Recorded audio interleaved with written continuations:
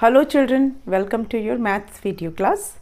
Children, I hope your studies are going well and you have started practicing all the exercises that we are doing and start preparing for your evaluation 2 which will be in the month of December.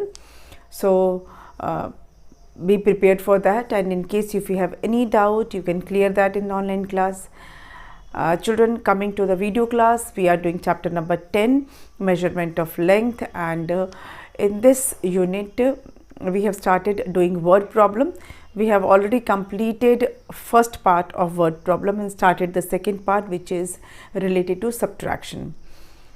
Children, we have done 2 questions from this part, and I had explained you rest 2 questions. 2 questions मैंने आपको पिछले video में समझाए थे और मैंने आपसे कहा था कि आप इसे खुद से ट्राई करके देखिए. क्वेश्चन मैं एक्सप्लेन कर चुकी थी और आपसे मैंने कहा था आप खुद ट्राई करेंगे, ताकि जब आज के वीडियो में मैं वो क्वेश्चंस करूं तो आप चेक कीजिए कि आपने सही किया है या नहीं. अगर आपने सही किया है, वेल एंड गुड, बहुत अच्छी बात है, और अगर कहीं मिस्टेक हो गई है तो आप करेक्शन कर सकते हैं वीडियो को देखकर. ठीक है, वीडियो आपकी हेल्प के लिए ही बनाए जाते हैं. तो आपने अगर खुद से किया है तो एक बार चेक कीजिए कि आपने सही किया है या नहीं. तो चलिए क्वेश्चन नंबर 3 मैं स्टार्ट करूँगी. पेज नंबर है 126. Okay, word problem.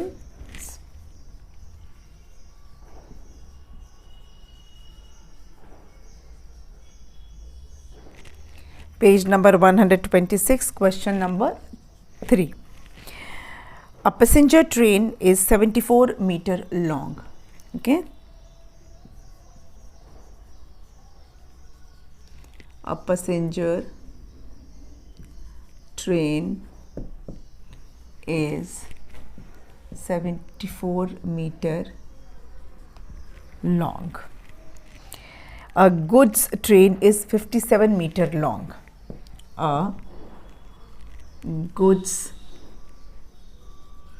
train is 57 meter long. Okay. How much longer is passenger train than goods train? How much longer is passenger train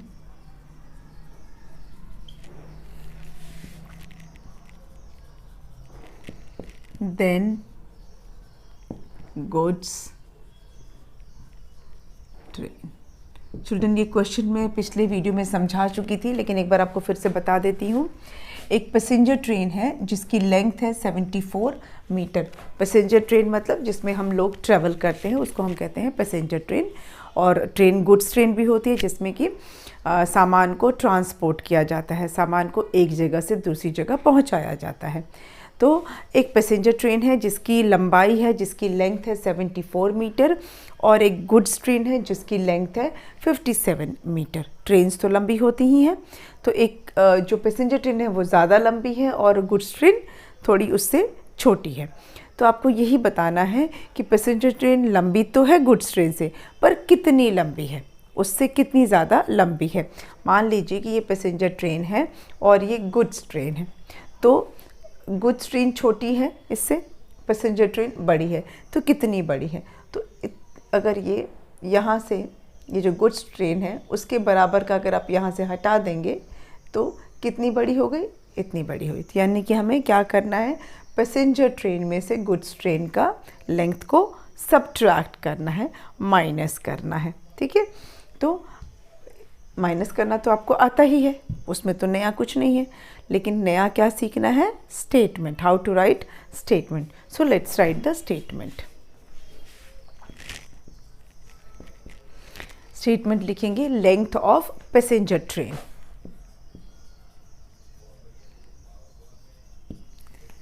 length of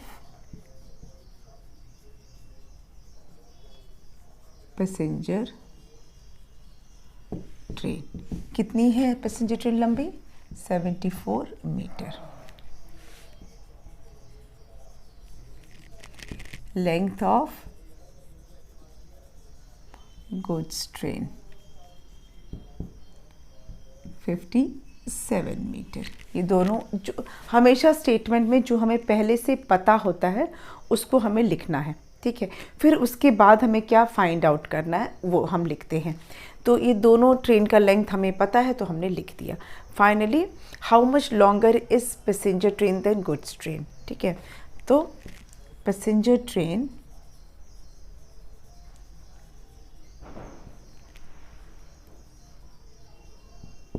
is longer than goods train by, अब कैसे पता चलेगा, 74 metre minus 57 metre. तो जो answer आएगा उतनी लंबी है।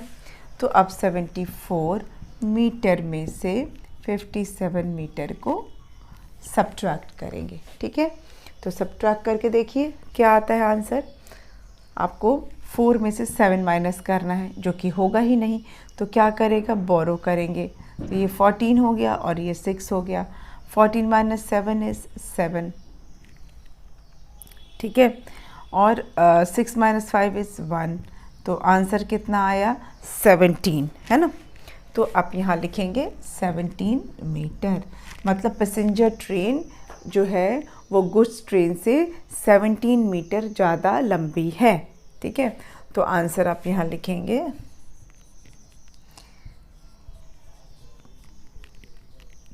Passenger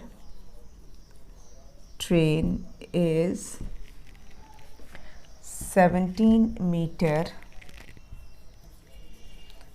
longer than goods train।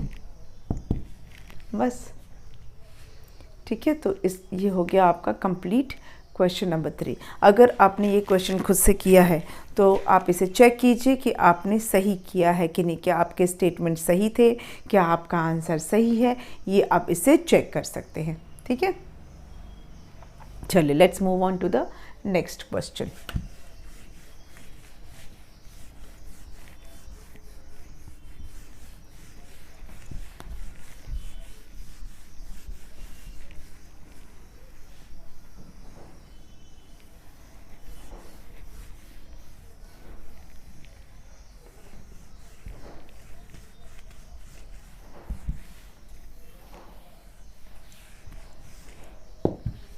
चलिए नेक्स्ट क्वेश्चन क्या है।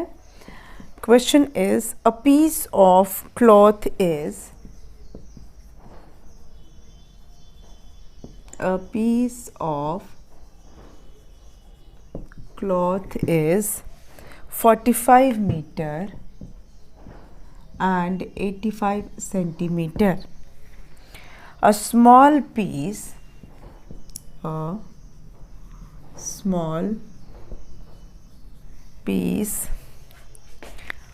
23 meter 70 centimeter is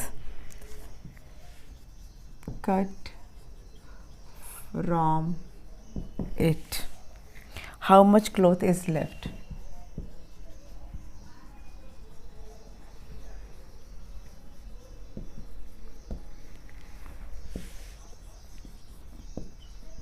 this is question 4। ये भी मैं आपको एक्सप्लेन कर चुकी थी, मैं एक बार फिर से आपको समझा दे रही हूँ कि एक कपड़ा है, एक कपड़े का टुकड़ा है जिसकी लेंथ है 45 मीटर 85 सेंटीमीटर, ठीक है। Length of that cloth is 45 metre 85 centimetre, मतलब पूरा 45 मीटर है और थोड़ा सा मीटर से थोड़ा सा कम है 85 सेंटीमीटर। अब क्या हुआ, इस कपड़े के टुकड़े में से एक छोटा सा टुकड़ा और काट लिया गया। ये जो हमारे पास पीस ऑफ क्लॉथ है, मान लो उसमें से एक पीस काटा गया। जो पीस काटा वो उसकी लेंथ थी 23 मीटर 70 सेंटीमीटर, ठीक है। अब मान के चलो कि ये मान लो कपड़ा है आपका 45 मीटर 85 सेंटीमीटर सपोज़ मान लिया, और इसमें से एक टुकड़ा आप काट लिया गया, इतना पीस काट लिया गया जो कि है 23 मीटर 70 सेंटीमीटर। इतना हमने काट के निकाल लिया। तो how much cloth is left, तो कितना क्लॉथ बचा। आई बात समझ में। पूरा कपड़ा इतना था, ठीक है, उसमें से इतना काट के निकाल लिया गया, हटा दिया गया, तो कितना बचा? क्या करना है? सब्ट्रैक्ट करना है। Let's do it. पहले लिखेंगे statement, length of a piece of cloth. कितना लेंथ है? 45 मीटर 85 सेंटीमीटर। ठीक है, ये कपड़े का टुकड़ा है। लेंथ ऑफ क्लॉथ कट,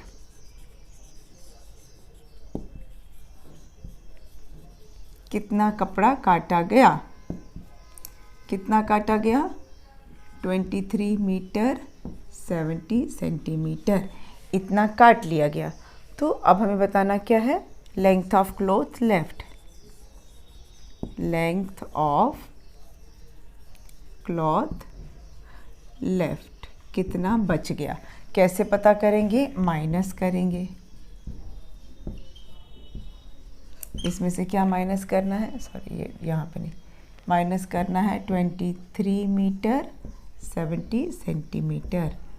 तो चलिए माइनस करेंगे। ध्यान क्या रखना है? मीटर में से मीटर को माइनस करना है और सेंटीमीटर में से सेंटीमीटर को माइनस करना है। थोड़ा सा यहाँ पे रिफ्लेक्शन में आ रहा है तो मैं इसको कहीं और लिख देती हूँ।